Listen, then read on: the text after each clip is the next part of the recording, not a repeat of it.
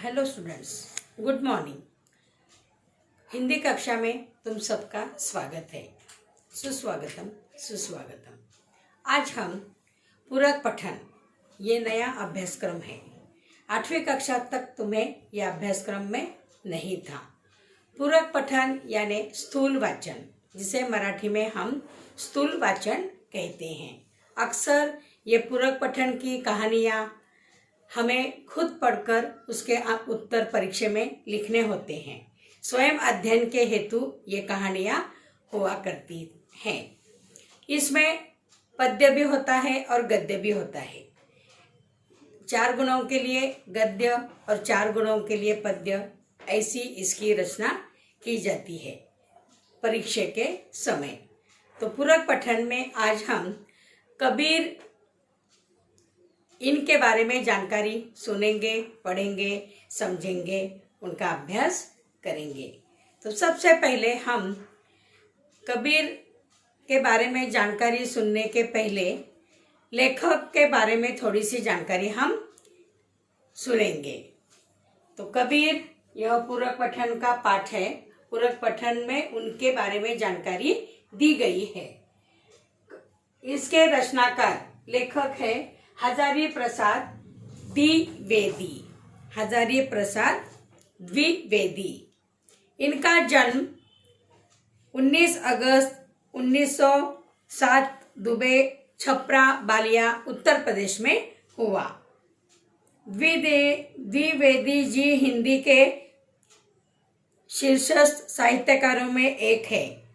उच्च कोटि के निबंधकार, उपन्यासकार, आलोचक, चिंतक एवं शोधकर्ता भी है।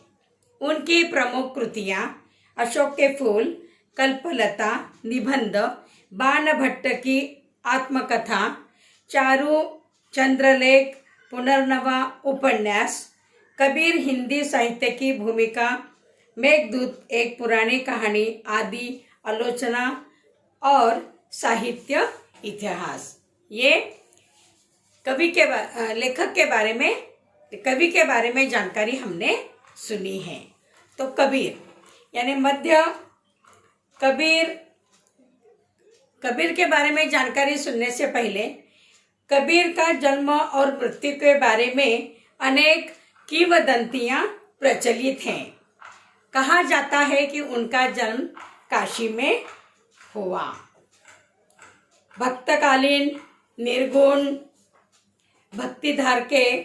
भक्तिधारा के प्रमुख कबीर निडर संत थे, कवि थे, जिन्होंने अपने दोहे से, अभंग से लोगों को हमेशा शिक्षाप्रद उपदेश देते रहे। उनकी प्रमुख रचनाएं जिन्होंने लिखी है, कबीर ग्रंथावली, बीजक, शाब्दी, साखी। हम अक्सर सुनते हैं, हमें पता है संतों का जीवन बहुत महत्वपूर्ण होता है। वे खुद दुख पीड़ा को सहते हैं और हमें सुख सुविधा निर्माण कर देते हैं। कबीर जैसे महान संत, इनके साथ किसी के साथ तुलना नहीं की जाती। भारत एक ऐसी मातृभूमि है जहाँ पर कई संतों ने यहाँ पर जन्म लिया है। संत महान होते हैं। हम में और संत में बहुत फर्क होता है। कबीर उसमें से प्रमुख संत है। इनके साथ किसी की तुलना की नहीं जाती। मतलब दूसरा कोई कबीर पैदा ही नहीं हुआ। तो यह हमेशा लोगों को अपने अभंग, अपने दोहे से संदेश देते थे, उपदेश देते थे, और उन्हीं के वजह से, और ऐसा भी कहा जाता है कि समाज के इसमें परिवर्तन लाने में हमारे इतिहास के मध्यकाल में अनेक संत हुए हैं। उन्होंने अपनी शिक्षाप्रद रचनाओं से लोगों को बड़ी प्रेरणा दी है। लोगों को बड़ी प्रेरणा उन्होंने दी है। तो ये संत की कई कथाएं हैं। संतों ने खुद का जीवन अधिक कष्टाई और दूसरों को फल देने में ही बिताया है। संत महान होते हैं। संत कितने ही दुष्ट लोगों के साथ भी रहे तो वे अपना साधुपना, संतपना कभी त्यागते नहीं। हमेशा एक संत, एक सच्चे इंसान की तरह दूसरों की मदद किया करते हैं। तो कबीर भक्तकालीन निर्गुण भक्तिधारा के प्रमुख कवि, निडर संत थे। राम और रहीम की एक रूपता के विश्वास रखने वाले कबीर ने हर तरह से पाखंड, भेदभाव और कर्मकांड का खंडन किया था। संतों का जीवन बहुत पवित्र होता है। वे राग द्वेष से मुक्त होते हैं। वे हमें अभिमान से दूर रहने का उपदेश भी देते हैं। वे स्वभाव से फक्कड़ थे। कबीर जी का स्वभाव फक्कड़ था। अच्छा हो या बुरा, खरा हो या खोटा, जिससे एक बार चिपट गए उससे जिंदगी भर चिपटे रहो, यह सिद्धांत उन्हें मान्य नहीं था। वे सत्य के जिज्ञासु थे और कोई मोह ममता उन्हें अपने मार्ग से विचलित नहीं कर सकती थी। वे अपना घर जलाकर हाथ में मुरोड़ा लेकर निकल पड़े थे, जो उनके हाथों अपना भी घर जलवा सके। वे सिर से पैर तक मस्त मौला थे। वे साईं की साधना करते थे। साईं यानी ईश्वर। और वे साईं से कहते हैं, हे ईश्वर, मुझे उतना ही दे जिससे मैं अपने परिवार का पालन पोषण कर सकूं। भले मैं भूखा न रहूं और मेरे दरवाजे पर, मेरे द्वार पर आने वाला भी खाली हाथ वापस न जाए, भूखा न जाए। संत ऐसे ही होते हैं। अगर संत के पास एक रोटी है खाने के लिए तो वे कहते हैं आने वाले दरवाजे पर आने वाले अतिथि को कि आ जाओ, तुम और मैं दोनों मिलके आधी आधी रोटी खाएंगे। और हम क्या कहेंगे, अरे एक रोटी है, मुझे ही बस नहीं होती, तुम्हें मैं कहाँ से दूं। तो संत और मनुष्य में यही फर्क है। संत दिल के बहुत उदार होते हैं। तो कबीर भी घर पर आने वाला व्यक्ति कभी भूखा न जाए ऐसा उन्हें लगता था। और वे ईश्वर से, साईं से हमेशा कहा करते थे कि हे साईं, हे ईश्वर, मुझे उतना ही दे जिसमें मैं मेरे परिवार का पालन पोषण कर सकूं और द्वार पर, दरवाजे पर आने वाला अतिथि भी भूखा न जाए। फल की प्राप्ति, संतोषी अतिथि सेवा भाव, दान की महत्ता तथा गुरु के महत्व उन्होंने अपने दोहों में बताया है। दान की महत्ता, दान करना, एक हाथ से हमने दान किया तो दूसरे हाथ से हमें अपने आप ईश्वर की ओर से मिल जाता है। हिंदी साहित्य के इतिहास में कबीर का महान व्यक्तित्व अत्यंत महत्वपूर्ण है। मस्ती और फक्कड़ दोनों स्वभाव से उन्हें अद्वितीय व्यक्ति बना दिया था। महान संत वे बन गए थे। वे हमेशा कहा करते थे, मूर्ति पूजा करने के बजाय किसी गरीब इंसान को, जो जिसे गरज है, जो असहाय है, जिन्हें किसी का सहारा नहीं है, ऐसे मनुष्य की अगर सेवा की जाए तो उसमें हमें भक्त या उससे हमें ईश्वर प्राप्त हो सकता है। वे गुरु को भी बहुत महान मानते थे। ईश्वर तक पहुंचने के लिए गुरु की भक्ति करना बहुत आवश्यक है। ईश्वर अगर हमसे रूठ जाए तो गुरु की प्रतिज्ञा से या गुरु की भक्ति भाव से हम ईश्वर तक जरूर पहुंच जाते हैं। इसीलिए उन्होंने अपने जीवन में गुरु को भी बहुत महत्व दिया है। गुरु ही महान है। जो गुरु का महत्व नहीं समझते, ऐसे लोगों को उन्होंने अज्ञानी कहाँ है, अंध कहाँ है। और ये अज्ञानी लोग अपने गुरु का महत्व नहीं जानते। तो उस प्रकार उन्होंने गुरु के महत्व उन्होंने अपने दोहे में बताया है। उसके साथ साथ अतिथि देवो भव, ऐसा हम कहते हैं। ये भारत की संस्कृति है, भारत की भूमि है, संतों की भूमि है, महान भूमि है। तो हम अतिथि को भी यहाँ पर बहुत महत्व देते हैं। जैसे मैंने अभी बताया कि संत के पास अगर एक रोटी है तो आधी आधी रोटी मिलजुल कर खाने को संत तैयार हो जाते हैं। लेकिन हम अगर एक रोटी है, थोड़ा सा ही खाना हमारे पास है, तो हम कहेंगे अरे मुझे बस नहीं होता, तुम्हें मैं कहाँ से दूँ। तो यही संत और मनुष्य में फर्क है। तो उनके फल प्राप्ति, संतोष, अतिथि सेवा भाव, दान की महत्ता तथा गुरु के महत्व उन्होंने अपने दोहों में, अभंग में लोगों को बताए हैं और उस पर हमें संदेश भी दिया है, ताकि उन्हीं के तरह हम संत तो नहीं बन सकते, लेकिन अच्छा इंसान बनकर आगे हम निकल जाएंगे। इस संसार से हमारी प्रगति ही होगी। हालांकि कबीरदास जी नकल करने की कोशिश की गई, लेकिन उनकी तरह कोई दूसरा कबीर भी नहीं हुआ। तुलसीदास उनके बराबर वाले ही संत हैं। उन्होंने थोड़ी सी उनकी बराबरी करने का प्रयत्न किया, लेकिन वे कबीर नहीं बन पाए। संसार में भटकते एवं परेशान लोगों को देखकर कबीरदास जी ने कभी उन पर दया नहीं दिखाई। उनको या उनके लिए करुणा की आंसू वे नहीं बहाए, लेकिन वे खुद कठोर बन गए और उन्हें भी कठोर बनकर उस समस्या का हल करने के लिए शक्ति उनमें प्रदान की। ऐसे ये महान कबीर संत थे। तो वे स्वयं कठोर होकर उन्हें भी कठोर बनने के लिए डांट फटकार लगाई। वे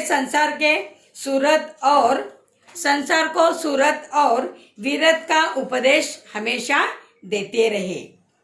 कहा जाता है कि किसी भी समाज और राष्ट्र में क्रांतिकारी परिवर्तन अगर लाना है तो उसमें संतों का महान कार्य होता है। संत ही आगे बढ़ते हैं और उन्हीं के कारण ही यहाँ पर क्रांतिकारी बदलाव आ जाता है।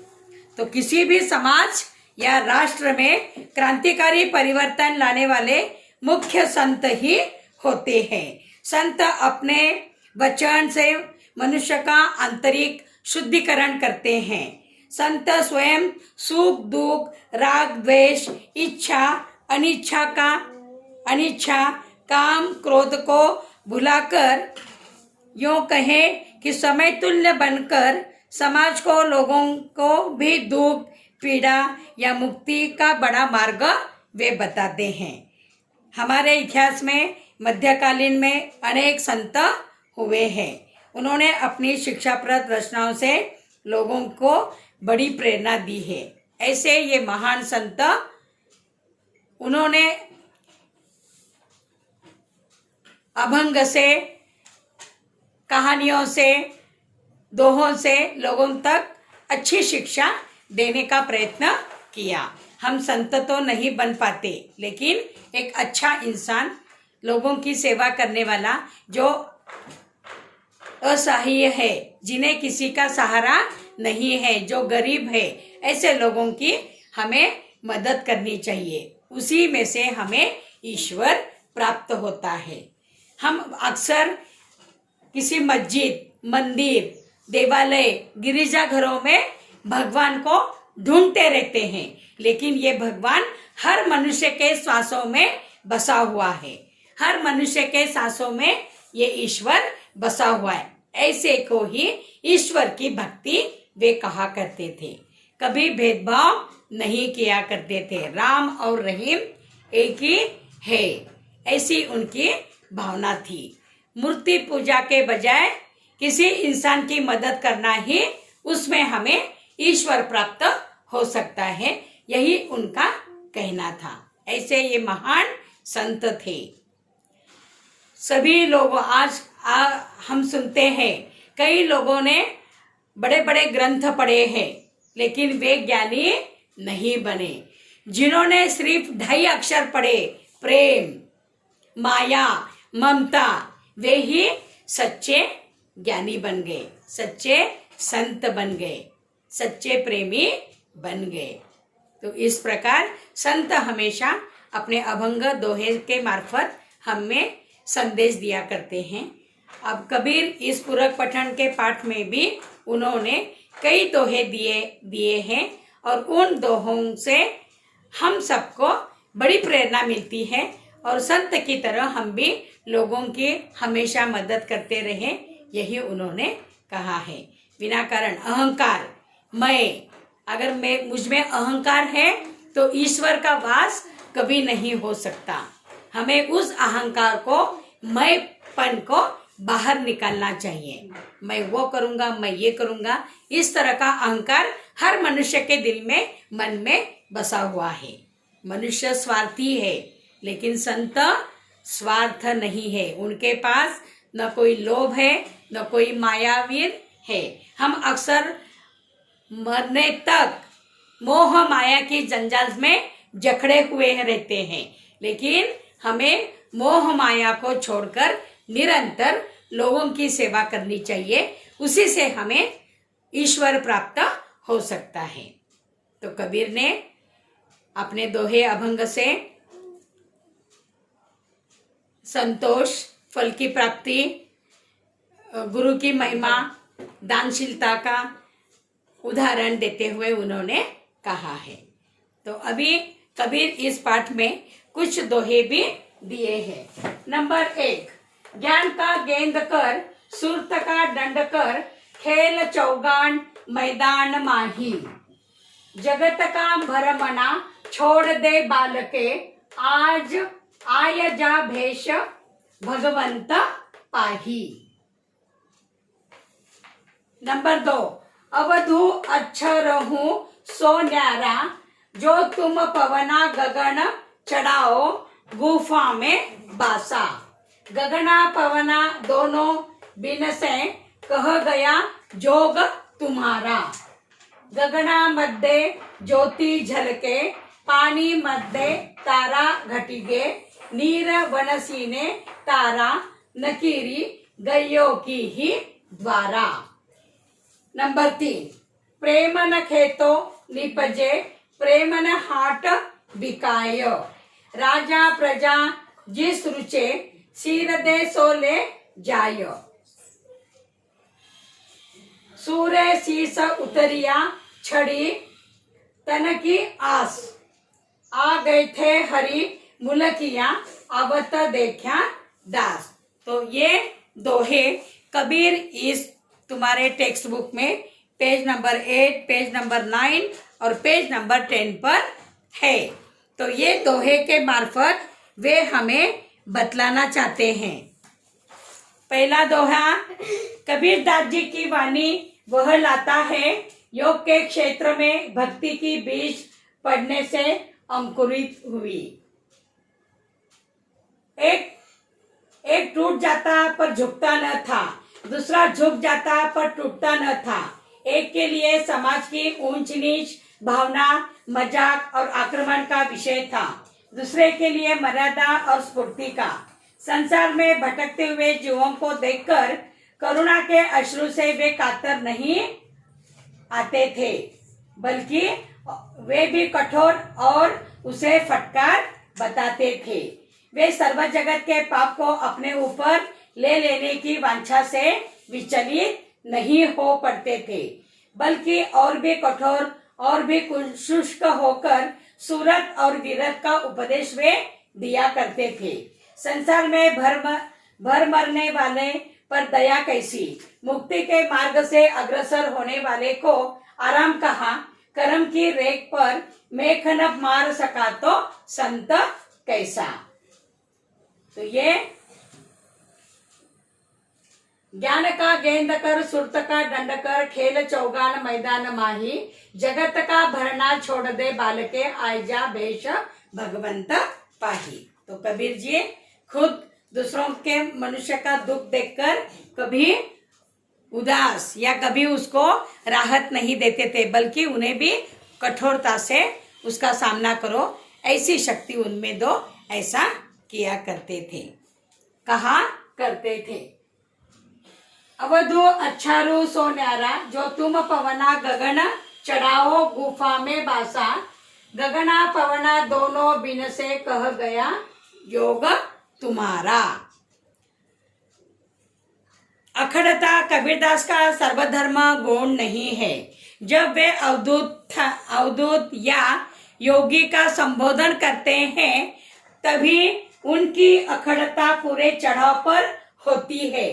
वे योग के विकट रूपों का अवतरण करते हैं, गगन और पवन की पहेली बुझाते हैं, शून्य और सहज का रहस्य पूछते रहते हैं, द्वैत और अद्वैत के सत्व की चर्चा करते रहते हैं। उनका स्वभाव बहुत फक्कड़ था। अच्छा हो बुरा हो, खरा हो खोटा हो, जिससे वे चिपट रहे जिंदगी भर, तो ये सिद्धांत उन्हें बिल्कुल मान्य नहीं था। वे सत्य के जिज्ञासु थे। कोई मोह माया ममता उन्हें अपने मार्ग से विचलित नहीं कर सकती थी। वे अपना घर जलाकर हाथ में मुरड़ा लेकर निकल पड़े थे और उसी के साथ बनाने को तैयार थे जो उनके हाथों अपना भी घर जलवा सके। वे सिर से पांव तक मस्त मौला थे, जो पुराने कृत्यों का हिसाब रखता, वर्तमान कर्मों से सर्वस्व नहीं समझता और भविष्य में सब कुछ छाड़ फटकार निकल जाता है। जो दुनियादार किए कराए का लेखा जोखा दुरुस्त रखता है वह मस्त नहीं हो सकता। जो अतीत का चिट्ठा खोले रहता है वह भविष्य का क्रांतदर्शी नहीं बन सकता। जो मतवाला है वह दुनिया के माप जोग से अपनी सफलता का हिसाब नहीं रखता। कबीर जैसे फक्कड़ को दुनिया की होशियारी से क्या वास्ता। ये प्रेम के मतवाले थे, मगर अपने को उन दीवानों में नहीं गिनते थे जो माशूक के लिए सिर पर कफन बांधे फिरते हैं। और नीचे उन्होंने पेज नंबर 9 पर और एक दोहा दिया है, हमन है इश्क मस्ताना, हमन को होशियारी क्या, रहे आजाद या जग से, हम दुनिया से यारी क्या। जो बिछड़े हैं प्यारों से, भटकते दर बिदर फिरते, हमारा यार है हम में, हमको इंतजारी क्या। तो अभी मैंने जो अर्थ बताया है वह अर्थ इस दोहे में दड़ा हुआ था। इसीलिए ये फक्कड़ राम किसी के धोखे में आने वाले न थे। दिल जम गया था तो ठीक है, और न जमा तो राम राम करके वे आगे चल दिए। योग प्रक्रिया को उन्होंने डटकर अनुभव किया पर जंची नहीं। वे हमेशा योग किया करते थे, लेकिन ये बाहरी क्रीड़ा है, अंदर से हमें ज्ञानी बनना चाहिए, ऐसे वे कहा करते थे। और फिर योग साधना हमें करना चाहिए, योग से ही हम सब कुछ प्राप्त कर सकते हैं, ऐसा भी उनका कहना था। उसके बाद तीसरा दोहा, प्रेम न खेतो निपजे, प्रेम न हाथ बिकाए, राजा परजा जिस रुचे, सिर दे सोले जाए। सूर्य शीस उतरिया, छड़ी तन की आस, आ गए थे हरि मुलकिया, अवत देखा दास। तो इस दोहे में कबीर जी कहते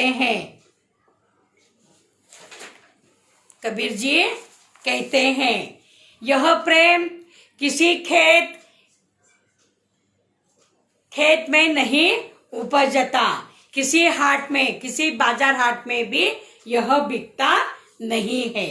जो भी कोई इसे चाहेगा पालेगा, वह राजा हो या प्रजा यानी रंग, राजा हो या प्रजा, उसे सिर्फ एक शर्त माननी होगी। क्या शर्त थी वह शर्त है सिर उतारकर धरती पर रख ले, जिसमें साहस नहीं, जिसमें इस अखंड प्रेम के ऊपर विश्वास नहीं, उस कायर का यही दाल नहीं गलेगी।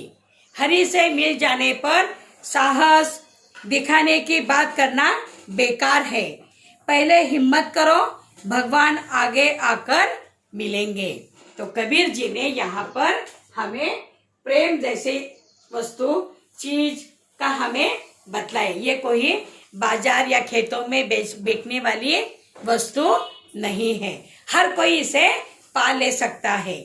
जो गरीब हो, अमीर हो, राजा हो या रंक हो, प्रजा यानी जनता, आम जनता हो, ये हम पा सकते हैं। लेकिन एक शर्त हमें माननी होगी, जिससे इस अखंड प्रेम पर विश्वास नहीं, उस कायर की यहाँ दाल नहीं गलेगी।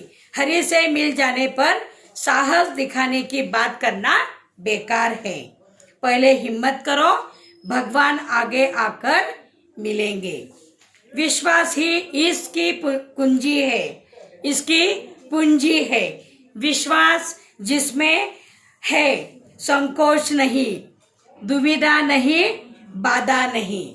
इसीलिए कबीरदास जी ने ये दोहे कहा है। प्रेम न खेतों निपजे, किसी खेतों में ये प्रेम नहीं उपजता है, नहीं निकल आता है। न किसी हाट यानी बाजार, ये बाजार में भी बिकता नहीं है। ये हर कोई इसे पा सकता है, चाहे वो अमीर हो, गरीब हो, प्रजा हो या जनता हो। ये सभी को हम पा ले सकते हैं। सिर्फ एक शर्त माननी होगी, वह शर्त है सिर उतारकर धरती पर रख ले, जिसमें साहस नहीं, जिसमें इस अखंड प्रेम के ऊपर विश्वास नहीं, उस कायर का यहाँ दाल नहीं गलेगी, यहाँ उसे सफलता नहीं मिलेगी।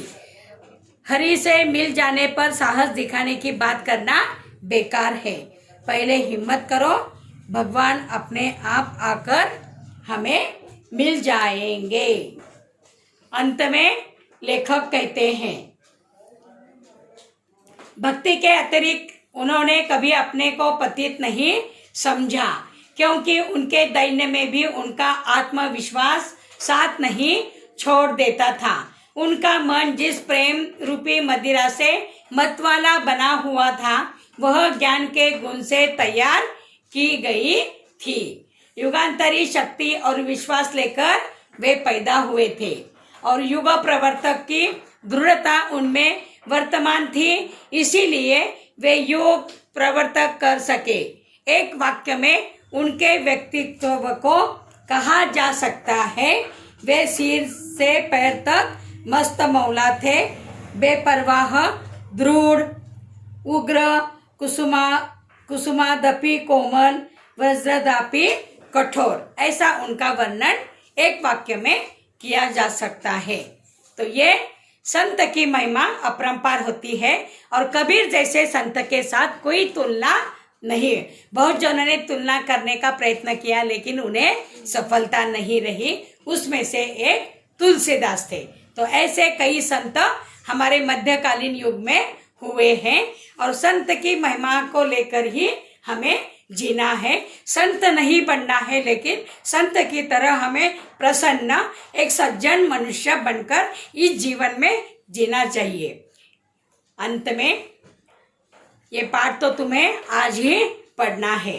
पाठ के नीचे जो शब्द संसार दिया हुआ है, उस शब्द संसार से तुम्हें शब्दार्थ भी लिखने हैं। समझ में आ गया सभी को? तो संत की महिमा अपरंपार होती है। हम संत तो नहीं बन पाते, लेकिन संत की तरह बनने का प्रयत्न जरूर करना चाहिए और एक सज्जन इंसान मानवता धर्म अपनाने के लिए अपनाकर दूसरों की मदद हमें करनी चाहिए। यही इस पूरक पठन पाठ से लेखक रचनाकार हजारी प्रसाद द्विवेदी ने हमें बतलाने का प्रयत्न किया है। समझ में आ गया सभी को? तो आज ही इस पाठ का वाचन करो और शब्द संसार में शब्दार्थ लिखो। धन्यवाद।